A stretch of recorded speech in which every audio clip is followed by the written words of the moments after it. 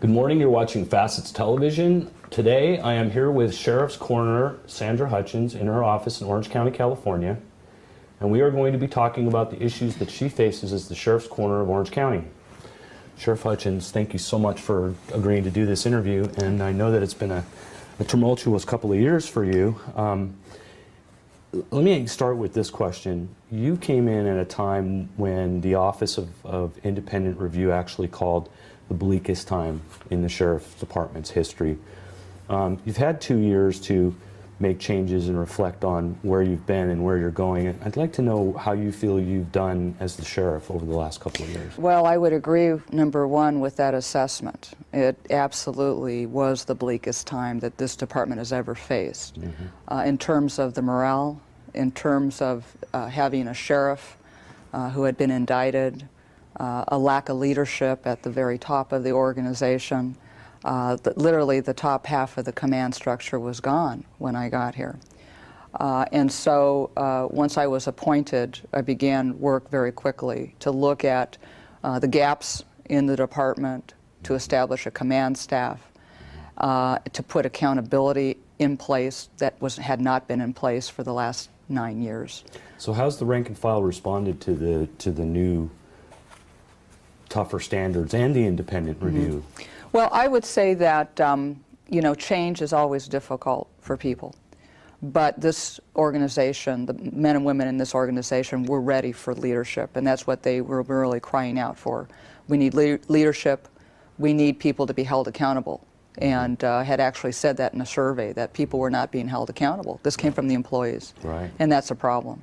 So I would say that some of the changes were initially met with skepticism at times, as typically happens in any organization. But once the purpose of the change was explained, once there were discussions about the change and the change was implemented, people began to see that we were rebuilding the department and rebuilding the public integrity of the department. So with that said, I know you're also facing significant budget challenges, and I mean, as a leader, I can't imagine, you know, you come in from this tumultuous past, the Office of Independent Review, something like $21 million in cuts, and I hear you're facing $60 million in cuts next year? Well, actually, I made $50 million in cuts this current fiscal year. The fiscal year coming up, we're looking at another $65 million in cuts. And so in the midst of all the change and, again, rebuilding the department, we've had to deal with a budget shortfall. It's a budget shortfall because of the Prop 172. We're funded by a half-cent sales tax. So when people quit buying things, we suffer the reduction of that revenue. Right. And so we have to meet that gap. And so I did something unprecedented. I cut at the very top of the organization. I cut 42% of my command staff to save the essential public safety jobs, the people on the street, because I did not want the public to feel any difference in terms of the services that we provide. It has had an impact on our department, but not that the public will feel. Well, so let me ask you that. I know you have and this is my paraphrasing, there's about 30% of your revenue is contract-based responsibility, is that true? Yes. So that only leaves you about 70% of budget to cut from, and with more budget, are we really getting to the bone at this point? We are at the bone, absolutely at the bone. And so I and the district attorney have been working very closely as part of a public safety working group with Supervisor Bates and Supervisor Campbell on addressing the public safety issues of the county in this budget crisis that we find ourselves in. I heard you got pretty creative and have actually proposed using the empty beds in the jail to house immigrant inmates. Is that working, and do you believe that that's something that really could help with the budget shortfall? Absolutely. That will bring $10 to $12 million into the Sheriff's Department and allow us to keep all of our jails open and functioning. Yesterday, we had a negotiation meeting with ICE, so we are working through the finer details of that plan. So yes, you know, in these difficult times, you have to get creative and look for ways to generate revenue like business does.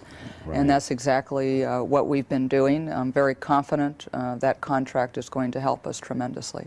So does the public have anything to worry about in the way of public safety? I mean, I know that there comes a point where investigations have to be curtailed, you know, there are less deputies on the street, so you may not get that comfort or that significant drive-by or drive-through of a community.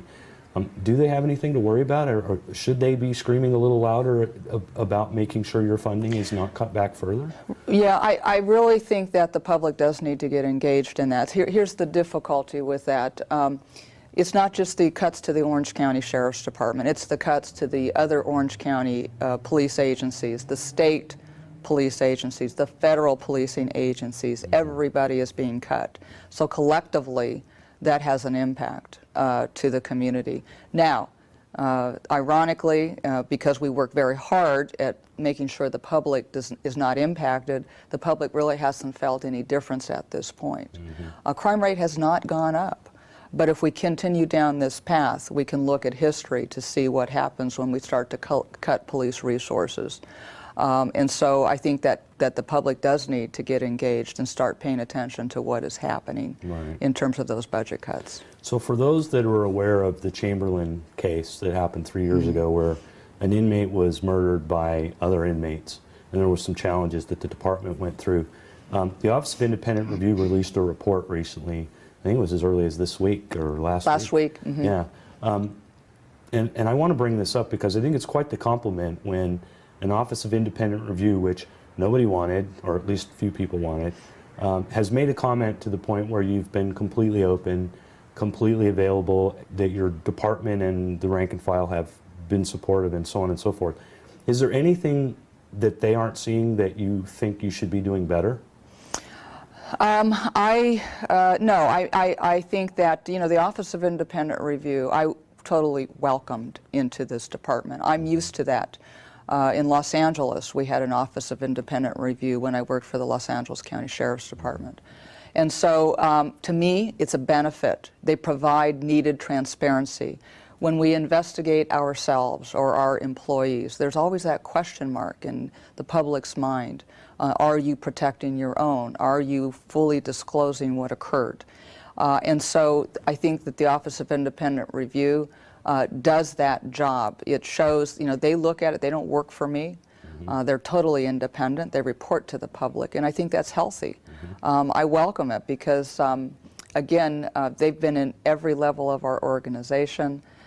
They are at the beginning of an event. If we have a use of force in the field, they respond, you know, if it's something that's, you know, problematic or has some questions to it. They're at the beginning to the very end, right through the investigative process. Yeah, I actually read a comment that your department has actually provided highly sensitive information that they normally would have to fight for, or something to that. Right. There's an attorney-client privilege.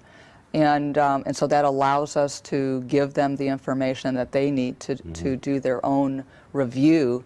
But you mentioned Chamberlain, and I'd like to comment on, you know, I read that report, the grand jury report, when I was in the appointment process, and I discussed at the time how alarmed I was by that report and the activity or lack of activity by some of the employees in that particular circumstance. And we've dealt with that. They're no longer here.